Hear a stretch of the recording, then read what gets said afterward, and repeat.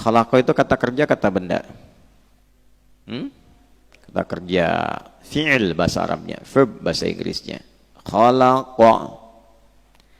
Nah, berarti kalau mencipta harus ada yang menciptakan kan? Subjeknya. Baik. Kata kerja, kata benda. Kata benda, nggak mungkin kata kerja lagi. Ya? Maka penciptanya disebut khaliq, subjek. Yang diciptanya, nah, kan mesti ada objeknya. Kan? Subjek, predikat, objek. Allah yang mencipta. Yang dicipta siapa? Namanya makhluk. Nah, jadi makhluk itu artinya yang tercipta. Jelas ya? Makhluk itu yang tercipta. Jadi khalaqa menciptakan, khaliq yang mencipta, makhluk yang tercipta. Jadi kita ini kira-kira khaliq atau khalaqa?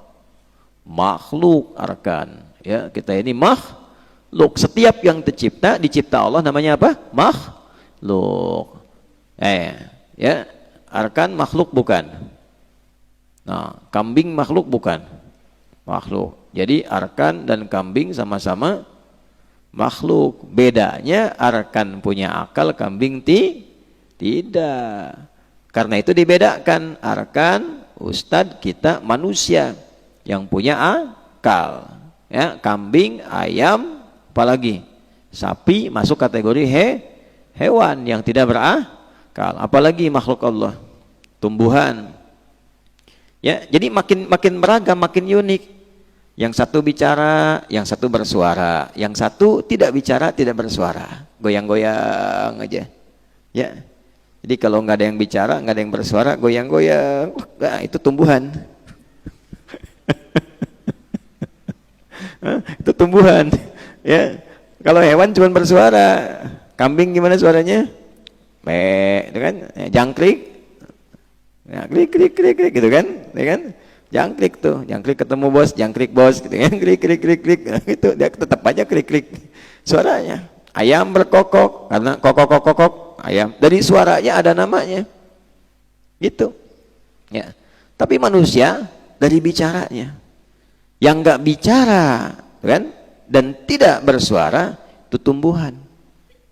Alhamdulillah. Silent tumbuhan, goyang, nggak banyak bicara. Gitu ya, dia tapi bermanfaat. Kalaupun nggak berbuah enak dipandang, jadi pijakan. Datang ke pesantren, lihat tanah biasa, lihat rumput hijau enak. Tumbuhan silent tapi bermanfaat. Ada yang banyak bicara nggak bermanfaat. Tuh, itulah sebabnya kita diminta belajar di alam tadi yang dibaca tadi waktu subuh. Inna fi khalqis samawati wal ardi wa ikhtilafil laili wan nahari la ayatin liulil albab. Makanya nanti sering sekali manusia diperbandingkan dengan yang paling dekat, yaitu hewan. Ya, sama-sama bersuara. Jadi kalau manusia bersuara tidak ada artinya, berteriak tidak ada gunanya, itu sering diungkap di dalam Quran. Ya. Kok kayak dog-dog katanya kan, yang banyak berteriak-teriak tapi nggak ada maknanya. Kok kayak keledai, banyak meringkik, banyak mengeluh, tapi tidak ada kerjanya.